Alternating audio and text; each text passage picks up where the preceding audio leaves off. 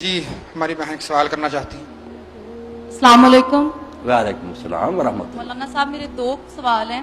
پہلا یہ کہ جب ایک مومن انتقال کر جاتا ہے اور میت کو غسل دے کے رکھ دیا جاتا ہے، اس وقت کچھ لوگ ان کے سرانے کھڑے ہو کے قرآن پاک پڑھتے ہیں، کچھ لوگ مختلف تسبیحات پڑھتے ہیں اور کچھ لوگ سرے سے ایسا کرنے ہی نہیں دیتے۔ تو وہ کون سا ایسا عمل ہے، رہنمائی فرما دیجئے، جس کا اس وقت مردے کو ثواب پہنچے یا اس کو فائدہ پہنچے؟ ایک سوال۔ سوال کیا غسل دینے کے بعد پھر نا بیویاں گھر کھڑی ہو جاتی ہیں، پڑھنا شروع کر، یہ تھوڑی مدت سے شروع ہوا۔ آپ ایک بات ذہن میں رکھیں، اللہ کے نبی رسول بہت آئے، سب پر درود و سلام ہے، مگر جیسا نبی اللہ نے ہمیں عطا کیا، قربان ہے رؤوف الرحیم، اللہ کہتا بالمومن رؤوف، کوئی ماں باپ کی اتنا پیار اولاد سے نہیں کرتا جتنا یہ رسول تمہارے ساتھ ہے۔ اور حضور پاک کا ہم دیکھتے ہیں، ایک بچی کا میں بیان سناؤں آپ کو ایمان تازہ کرنے کے لیے، کہ وہ مسلمان ہو گئی تھی کسی کافر قبیلہ میں، ان کا مدینہ سے دور مقام تھا، وہاں مسلمان ہوئی، وہ لوگ کافر ہی تھے، ان کی لونڈی تھی بیچاری، ان کی بچی نے ایک دن اپنا ہار اتار کر لٹکا دیا لکڑی کے ساتھ، تو چیل آئی وہ ہار لے گی، موتیوں کا ہار تھا سرخ رنگ کا، اس نے چیل نے سمجھا گوشت چلے گی، ان ظالموں نے اس بیچاری مسلمان لونڈی پر شک کیا، اس نے بہت تسلی دی کہ میں نے نہیں ہار چوری کیا، مگر ظالم نہیں مانے، اتنا انہوں نے ظلم کیا، مارا اس کو بیچاری کو، اور ساتھ ہی ننگا کر کے اس کی شرمگاہ تک کی چلا دی، اس نے ہار سے مارا، مگر اسی دوران چیل آئی، اس نے ہار پھینکا، دیکھ لیا انہوں نے کہ نہیں اس کا، پھر معافیاں مانگ رہے، اس نے کہا میرے ساتھ جو ہونا تھا مجھے تم نے ننگا بھی کر دیا،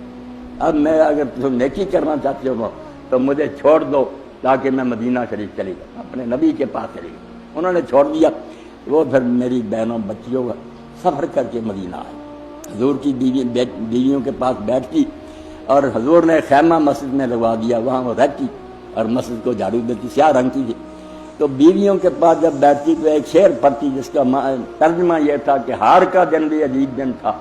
جس نے مجھے کفر کے ملک سے نکال کر یہاں مدینہ پہنچا دیا۔ تو اماں ایسا نے پوچھا بیٹا وہ ہار کا کیا؟ اس نے ساری کہانی سنائی کہ میرے ساتھ یہ ظلم ہوا تھا جس کی وجہ سے مجھے یہ آنا نصیب ہوا، تو وہ فوت ہوگی، حضور کے پیار کی بات کی فوت ہوگی، لوگوں نے رات ہی دفن کر دیا، حضور کو نہیں بلایا۔ آپ نے ایک دو دن جب نہ دیکھا تو پوچھا کہ وہ بچی کا کیا بنا؟ تو لوگوں نے کہا یا رسول اللہ وہ تو فوت ہوگی، تو حضور نے فرمایا اللہ اعلم تم نہیں دیا، مجھے کیوں نہ خبر دی تم نے؟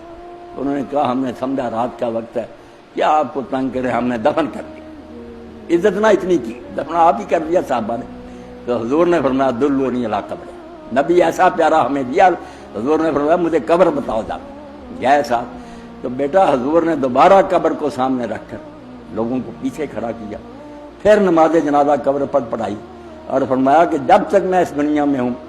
میں مدینہ میں ہوں، تو کوئی فوت ہو تو مجھے بتائے بغیر اس کو دفن نہ کرو، تمہاری قبروں میں اندھیرا ہے، میری دعا کی برکت سے اللہ روشنی کرتا۔ تو حضور نے قبر پر اس کے لیے، اس لیے ایسے نبی نے جو مردے کے ساتھ کرنا چاہیے نا، رائی بتا دیا، ہم شک کریں نا کہ حضور سے کمی نہیں، گمراہی،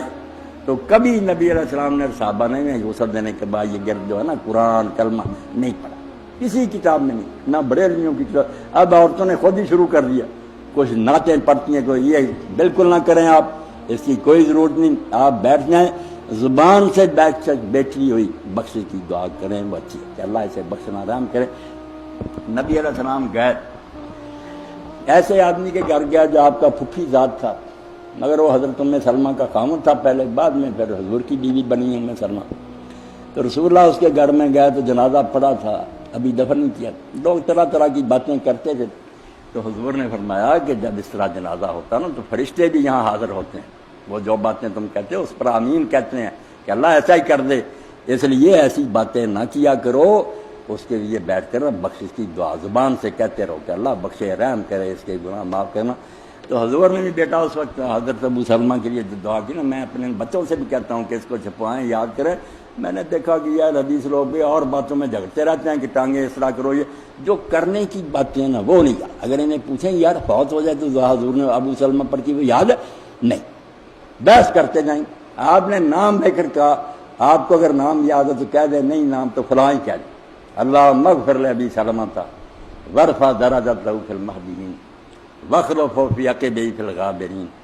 وغفر لنا ولہ یا رب العالمین وفسا لہو فی قبرہ ونور لہو.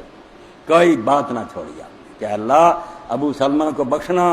اور قیامت کے دن اپنے بہت بندوں سے اس کا درجہ اونچا کرنا، اور اس کے جانے کے بعد جس کے وارث رہ گئے بیوی بچے ان کا تو نگہبان بننا، اور ہمیں بھی اس کو بخشنا اور اس کی قبر کو منور کرنا، اس کو کھلا کرنا. ایسی باتیں آپس میں بیٹھ کر کریں نا، ہاتھ اٹھائے یہ نہیں کی. یہ جو گرد پڑتی ہیں نا،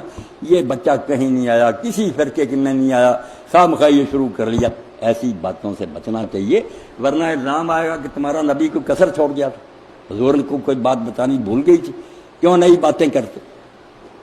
جی